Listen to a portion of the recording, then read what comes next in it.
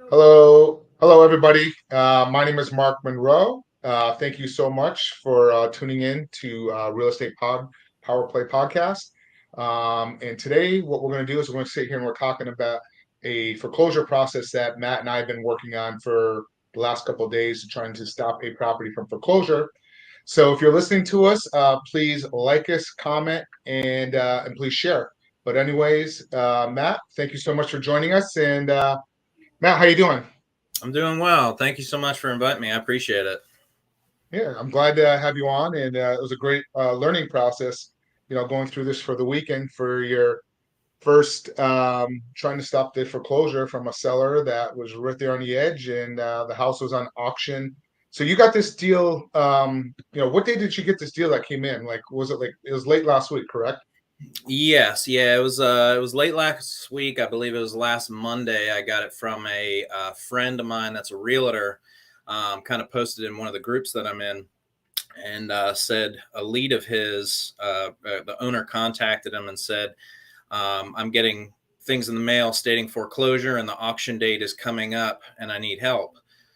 So I immediately reached out to him and said, "Hey, I'd love to be able to help you. Let's try and work on this together." So I gathered some information, and we were able to call the owner of the property. This individual, he has been not making payments for about 8 to 9 months um, on his property. He stated that when he was making payments to the original mortgage company, and then they sold the note to another one, and I think that started to confuse him along with a couple of other items. So what we had was it was a 4 bedroom, 2 bath house. I think it's like 1,500 square foot, and I believe it was on an acre in Richmond, Virginia. The ARV of the house in top condition was about 310. The payoff loan amount was 136,000, and on top of that, he was in arrears about 10,000 as well. Um, so we reached out to him and told him, we're here to help, and what we want to do is we want to purchase the home from you to stop the foreclosure, so that way you don't become Sure. homeless. Um, So, Matt, let's so back up a little bit. sure. Let me slow down a little bit so we go on. So, I wanted to ask you a few questions about, let's.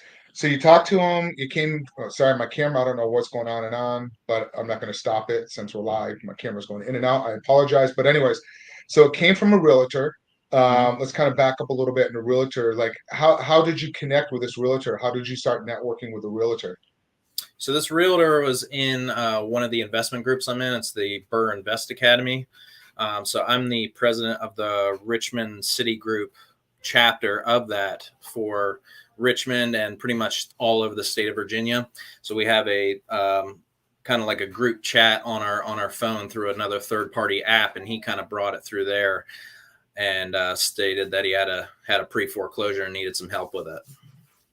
Got it. Okay. So it came from there, and what kind of you just kind of network, and he reached out to you instead of somebody else. Why did he reach out to you instead of another person in your group? So he put it in the group. Was waiting to see if anyone had any experience with it. Um, Knowing this was my first, and being you in your mentorship, I immediately reached out to him um, and told him I'd love to learn some more on what's going on and be able to possibly help him out. Got it. So that's kind of how that's what you kind of did with your just kind of learning from the program that you're in and stuff. You kind of learned from that aspect of it. So you started reaching out to people, and what'd you do? Give them your buy box, or what was your criteria? Hey, Gabe, how you doing? So once you talk a little bit, like, how did you come across and start building that relationship, and did you give him your buy box? So no, I didn't actually give him my buy box. We built the relationship because we're in a small group, in a paid mentorship. So we were able to kind of network back and forth and communicate. Um, and knowing that he's been a realtor and he actually wound up being, living right down the road from me, we were able to kind of to chat it up there for a little bit. Um, but he stated that this lead came from a ad that his real estate group put out individually for each agent, and it just kind of came back to him.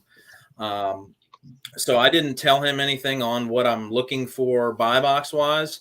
He was able to kind of just give me a brief description of the home, what it was, and it met pretty much all the normal criteria of being in it's a great appreciating area in the Metro Richmond, and having a decent amount of bed and bath count, and it looked like it was going to be perfect for a normal buy box for the area, median income, uh, normal living area there.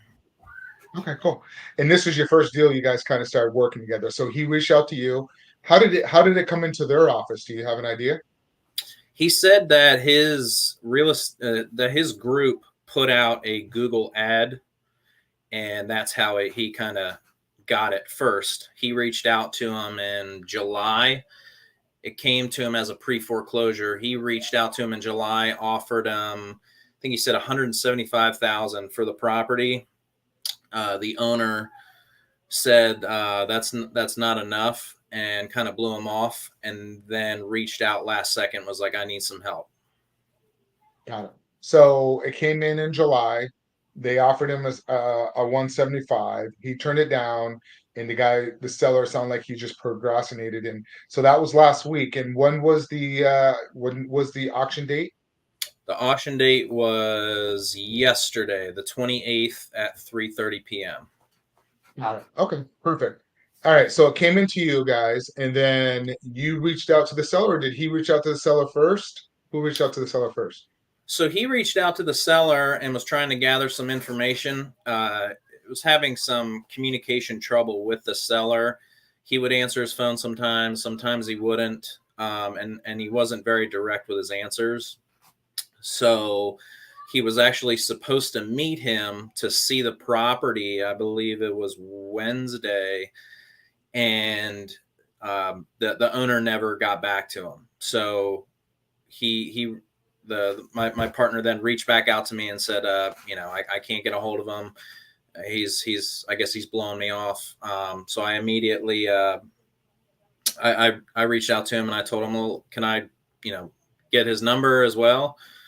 So he's like, sure, yeah, it's worth a shot. So he gave me his number. I gave him a call from a different phone number that he didn't know, and he answered. And I told him, my name is Matt. I'm a local investor in the area. Your property came across my desk stating that you're in pre-foreclosure with an auction date in, I think it was like 5 or 6 days, and that we wanted to help him out. We wanted to purchase the home from him. We wanted to stop the foreclosure. We want to save his credit. We want to be able to give him some cash, and we don't want him to become homeless. So he then sounded very interested. Okay, nice. Yeah. So you had that conversation. So the realtor, he was blowing off the realtor. You called on a different phone number, so they pick up the phone, which that does happen. I highly recommend doing that to people. Like if they're not picking up your phone, download like a Line 2 app or Sideline app. Which app did you download or did you It use? was, I believe it's Second Line is what it's called. Yep, second line. Yeah, and you can Yep. get those for free too, or you can pay a $10. So it's a great way if a seller's not picking up your phone uh, to be able to reach out. And I highly recommend it. I've done it before to people, and then you get them on the line, and then you kind of bring them back into it. Okay, so um, did he sound desperate, like when you were talking to him, or like what was the tone of his voice? Immediate. As soon as I reached out to him, it sounded like a sigh of relief for him. That once I told him that I was able to help him out and kind of stop foreclosure, we were able to talk about the property, and then he started to talk about all the issues that are going on there at the property and kind of things that are going on in his life. which he was, going through. He was a very distressed owner. So I empathized with him, and I told him how I don't want him to become homeless. That's, priority one. I'm going to stop that. I want to stop that. So that way you can have a place to live and we can work on, getting you out. Um, and from there, we were able to um, get some more information from him on who the lender was, what that payoff actually was, and Okay. find out that he actually had a ex-wife that was also on the property, on the deed as well. Got it. Okay. So there's the ex-wife. How long ago did the ex-wife move out of the property? I believe it was a year to 2 years. Got it. Okay. So, you and I were going back and forth, especially on Saturday or late Friday, because we're down to the wire because we knew the bank foreclosure, I mean, the auction date was Monday afternoon. So you jumped on the phone with the seller and was it the bank as well? Like, tell me a little bit about that conversation because you're trying to stop the foreclosure with the lender, correct? So talk a Correct. little bit about that process and what took place during the phone call and how did you get because you obviously if you do send a borrower's authorization, it's going to take a couple of days before it gets loaded into the system. So you had to jump on a phone call with the seller and the lending institution. So tell us a little bit about that. What happened and did you speak to customer service? Which department? Did you speak to a supervisor? Gotcha. Yep. So once kind of all that, I was getting some of that information. I reached out to you, and you said that I need to reach out to the lender with him and find out all this information. That way we can try and postpone the auction date or stop this foreclosure so far. So I reached out to the owner, and I asked, who is the mortgage company we need to get all this contact information. He immediately was stating that he's tried to call many times. The wait time is too long. He never gets phone calls back. So I took it into my hands and I said, that's fine. I just give me the name of the lending institution. I'll reach out to them, but stand by your phone because I'm going to call you as well. We're going to get on a three-way call and we're going to talk to them and try and figure out some information here. So I found out the name of the funding or the lending institution. I reached out to them. I was able to get them to call back. They did have like an hour long wait. So I called on, I actually have 3 lines on my cell phone, 2 for 2 different businesses and 1 my personal. And I called on all 3 of them. So that way I wasn't going to miss it no matter what. So I called on I all like 3, that. had them, yeah, had them do a call back on that. And then I reached back out to the owner and I told him, just stand by. Cause I'm going to call you here shortly when I have them on the phone because you're going to need to authorize me to be in the conversation. So I got a call back from them, spoke with a representative. I had to bring him back on the phone. He was able to authorize me to speak kind of on his behalf.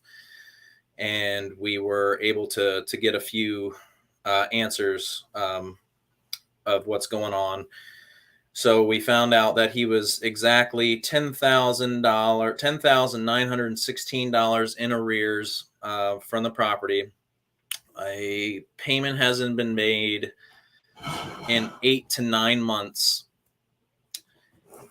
The loan actually had a modification on it from the prior mortgage company, which I didn't know about until then.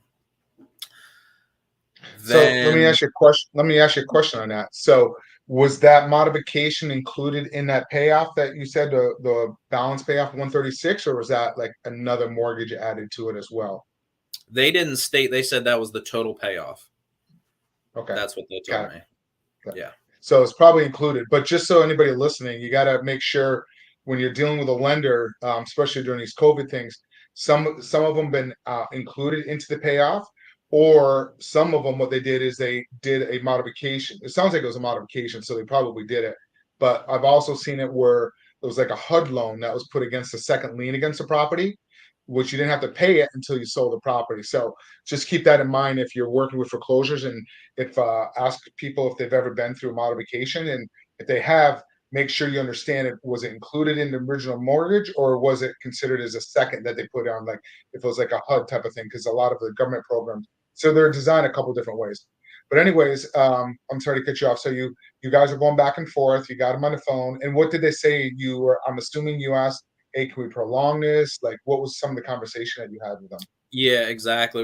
I was stating that I want to purchase the property from him. I want to bring it current first, so that way we can stop it from going to auction. And the representatives we spoke to kept saying that the auction date is literally, at that time it was in 3 days.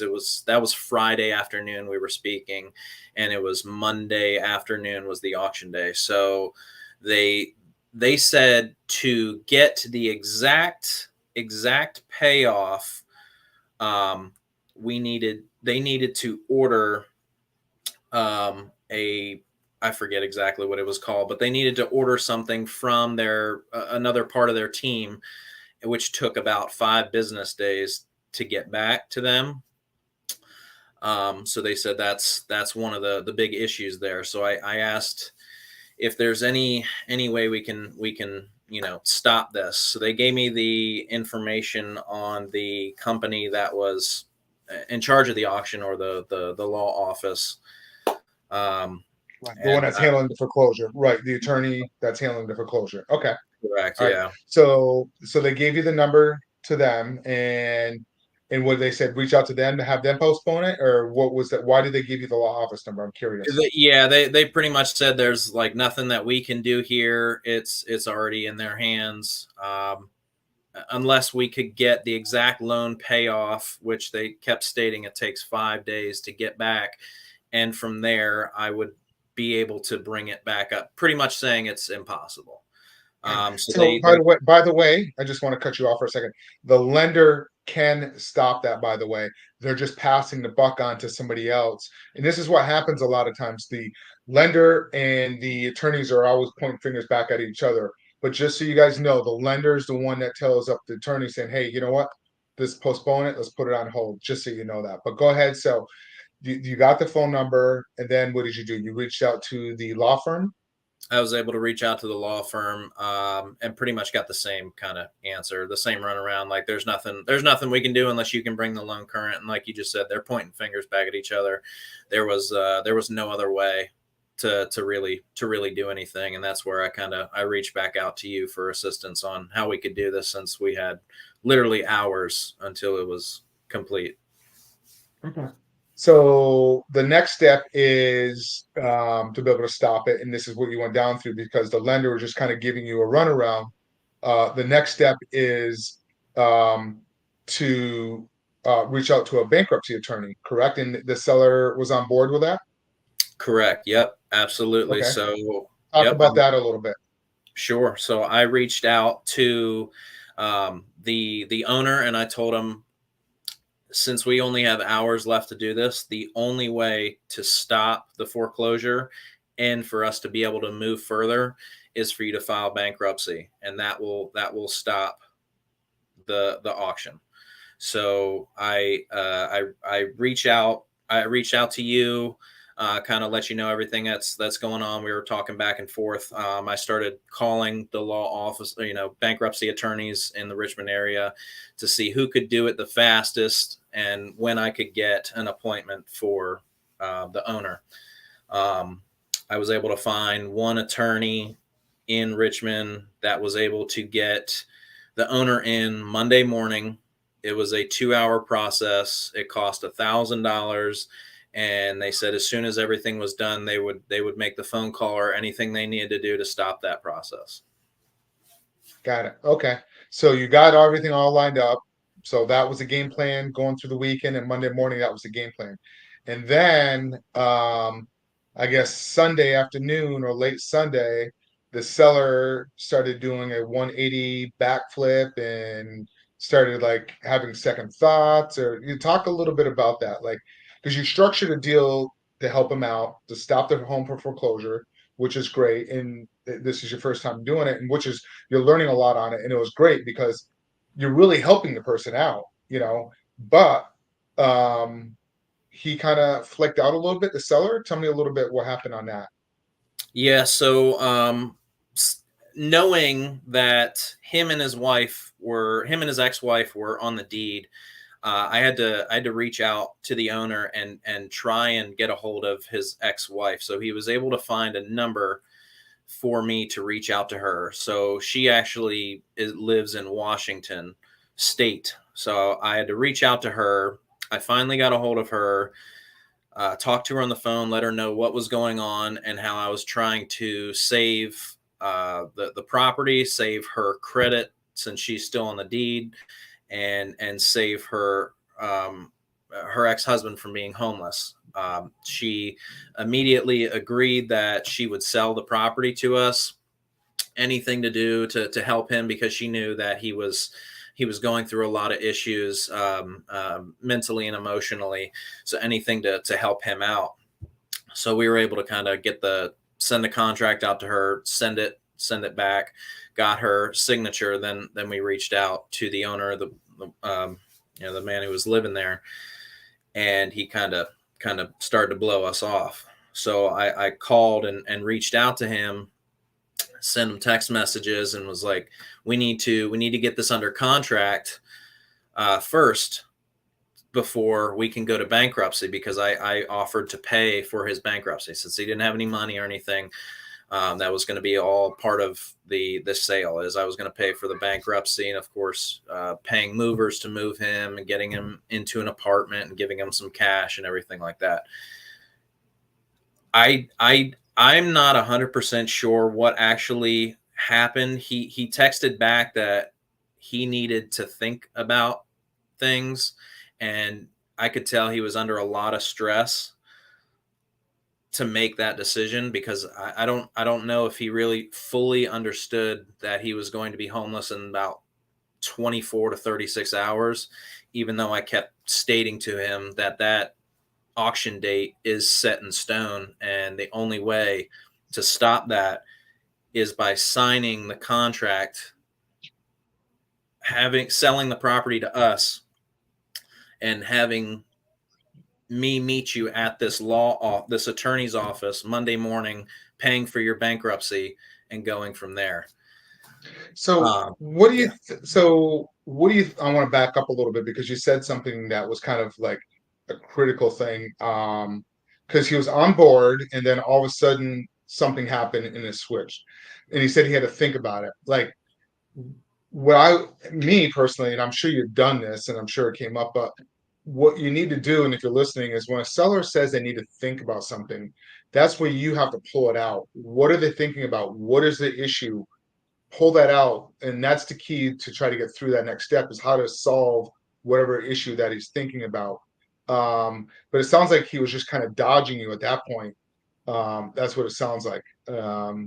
So go ahead. So you're trying to help him. You're trying to help, the foreclosure showing up on the credit for him and his wife. You offered to pay the bankruptcy to help him out to stop it and then take it mhm, out of bankruptcy. You offer to give him some money to move, and then you also to give him some money. I think we even talked about paying some rent for like 6 months to a year to help him out to get back on his feet as well. So correct. we proposed all that. You proposed all that to him, and he just kind of just went dark on you, or like tell me a little bit like Sunday night into Monday morning. So Sunday, I told him that my partner was going to come to the house and have him sign the contract because he was having an issue with his internet. So my partner was able to meet him out at the property and stated that he was kind of all over the place, and was just very, very stressed. Um, he stated that he thought he could individually take care of all this himself, as in pay for the bankruptcy, file for bankruptcy, and have the cash to pay to bring all that loan current and to get out of this hole he's in. Um, he didn't have any money. He was waiting for a friend to wire him money, and I that's where it got to the point where it wasn't lining up. It wasn't making any sense on how he thought he could do it and hold everything together, um, other than hearing that very, very stressed to the point of having some mental health issues. And that's where I was kind of lost, because it felt like he was drowning in the water, and I told him individually, like, you're drowning in the water, and I have my hand out, and I just need you to grab it, and I'll be able to help you. Just grab my hand, and we'll help you. We'll get you money. We'll get you an apartment. We'll get you food. We'll get you moved. Everything you need. And he refused to do it. Okay. So I just want to back up a little bit because in the future, I know this is your first one, and anybody listening, I just want to kind of say something. Um, in the future, what you'd want to do is lock it up in a contract before you even go down the bankruptcy option to a seller and talking to him about it, because he didn't even know about that stuff until you started educating him on that process. This happened also on another deal, not with you, but another one that we're working on with somebody else, where um, and it was another student, and they're going to take the property over. He was behind in a mortgage, and what happened was it was an elderly couple, and he lost his wife, and he couldn't afford to live there anymore. His payment was like around, I don't remember, it was like $1,200, $1,300, so he was going to move out west to go with the son. Well, what happened was the JV student, whatever, reached out to the seller, said, "Hey, let's do a modification. Let me do a lot of modification, bring it current." Worked with the bank. An exact same thing happened. Once the new payment plan came in, it was like around 750. Then the seller decided, "Hey, I can stay here. I can afford this." So just keep that in mind if you're going to be doing these other type of creative options and trying to help sellers, and you're putting a lot of time and energy into it. Just make sure you lock it up. And also what I do sometimes is, if the seller decides they want to exit out because of like a modification or bankruptcy, which is fine, I just want to be paid a little bit for the consulting to help them out. You know, because you do want to be paid for your energy, but at the same time, you do want to help people out, and if you can help them in that situation. So, and that will happen as an investor. You're going to get these type of things, but long as you know you can help somebody out of the situation, you're going to be a lot happier too. So, just something to kind of learn on that. So, obviously that happened, and then you reached out to him Monday, and he just was waiting for the wire, you said, for his friend or something on Monday. So yeah, I was reaching out to him. I was calling him all Sunday night after he said he needed time to think. I let him. I think I stopped messaging him around 8 p.m. and I told him, we have the appointment, because he stated he called that law office and made an appointment at 10 a.m. So I reached out to him and I said, all right, well, I'll text you in the morning, because we have that appointment then. So I text him first thing in the morning. I think it was like 6:30. Nothing. 7:30. I tried calling and it went right to voicemail, right to voicemail. And then I got a phone call from him at around 1:30 in the afternoon, and he stated that he had some issues with his phone. His phone got shut off, or something like that, and that he just had a bunch of excuses on what was going on. And I unfortunately told him, I was like, it's too late. Right. The auction date is in 2 hours. Yep. So then he was putting the blame on everybody else. You mentioned. He was putting the blame on everybody else, and that he stated he wanted to get counsel to go after the mortgage company, because he stated that he didn't get correct notification of non-payment and all those types of things. And I told him, I was like, unfortunately, maybe that's something you can pursue later on. I was like, I'm worried about your well-being. I was trying to purchase this property from you and help you out. But I said, unfortunately, the time's up. And uh, Okay. I kept asking him if he had anywhere to go or anything, and he still had Okay. nothing. Got it.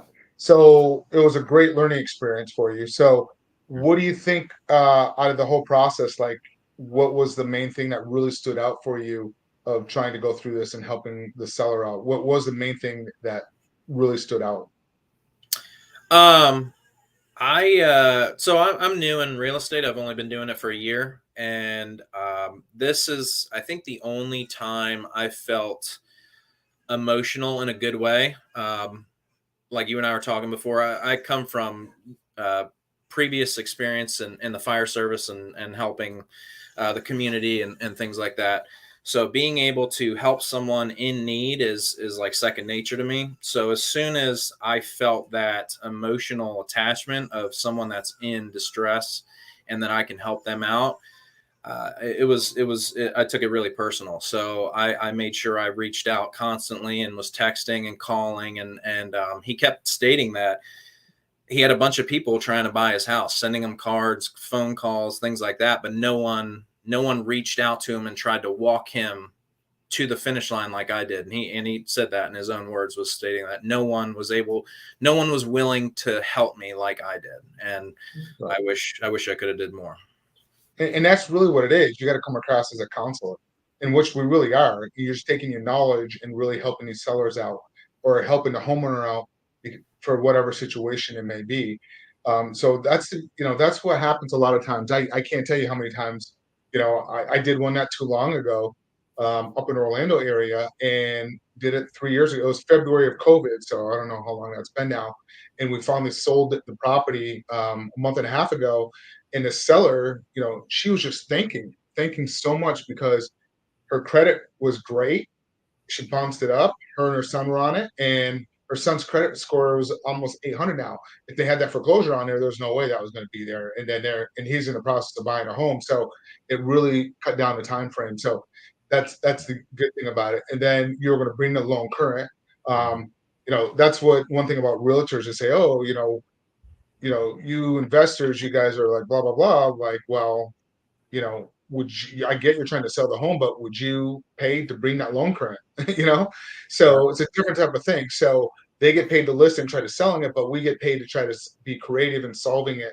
And then the beauty of it is putting an end buyer in it that wants to become a homeowner, and you stay in the middle and create an arbitrage and just make a little bit of money along the way. So it's a win for Yeah. everybody on it. So that's kind of, so I'm glad that went well.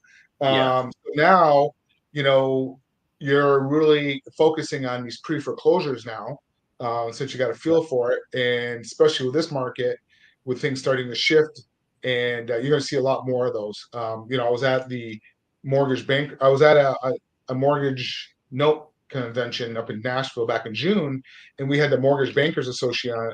And one of the things she was saying is that a lot of these COVID plans, people did mods, and now they're starting to see them default. And this was in uh, June, so this is what we're going to start seeing is more of these foreclosures happening, Yeah. coming through. So you're going to see these. What I also have been seeing, and I mentioned this to you guys in our weekly coaching call, Mhm. that a realtor that I know reached out to me, and she's starting to get BPO orders. And a BPO is the broker opinion, property opinion, like what the property is Mhm. worth, and that means it's a sign that the property is going to be about ready to go to foreclosure. So that is another great source of finding out which realtor handles those BPOs for the Yep. lenders, and try to reach out to the seller and see if you can do something there as well. You got to work something with a realtor. So, Matt, anything else that you have a question or anything else that you kind of want to talk a little bit about that besides that, helping the homeowner out, what else do you think was like, what was one of the most stressful things you think? Um, I think the most stressful part was not being able to follow through and get to the finish line, and because like I said, it got it's an emotional transaction to be able to assist people that are in such a time of distress like this. Um, so not being able to help this person that doesn't have any other plans, or where to go, or anyone to help them out, and that's kind of a stressful thing because we got right there to the end and was trying to save them, but couldn't. But it definitely instilled in me that this is definitely the route I want to go, like we were saying. I want to target pre-foreclosures. I want to be able to help people out that are in times of distress, versus just going after a regular property, especially using the creative method that you've been teaching me, stating that we can not only pay them cash after bringing loan current, but doing creative things like pay for moving company, pay for an apartment, pay for groceries in the fridge, and assist them along the way of all these things. And that's where it kind of really gets on a personal level, which I really relate to, and I like a lot. So that's the route I'm definitely going to go.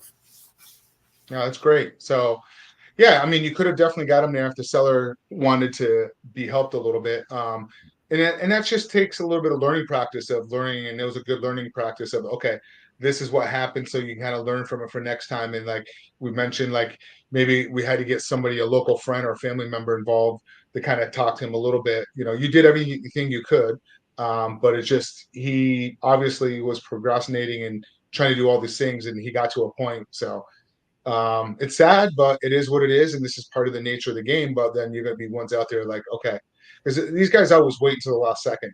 They don't. Some of these guys don't even open the mail up. I mean, I remember going to somebody's house one time, and they pulled out all the bank letters, and not even one was open. Oh wow. So we had to go through to kind of get the numbers and everything because they try to be in denial, Yeah, and I get it, that type of thing. But of course. but this was a great topic. If anybody has any questions at all, feel free to reach out to me. If you're listening to us on one of your favorite podcasts, please like, share, leave a comment. It would be greatly appreciated. And if you're listening to us on YouTube, please like us there, share, and any social media. So once again, we come live to you on every Tuesday about 5 p.m. So if you have any questions, and then our podcast editing team will take this and go ahead and edit and then put it out there on the podcast platform. So really appreciate it, Matt. I really appreciate you coming on, and thank you so much for being on. Matt, you can Absolutely. just wait at the end here while we close out. Everybody else, thanks so much for listening, and I appreciate it. Was it Zach? All right, take care, everybody. Take Bye care. bye. Thank you. Thanks, Matt.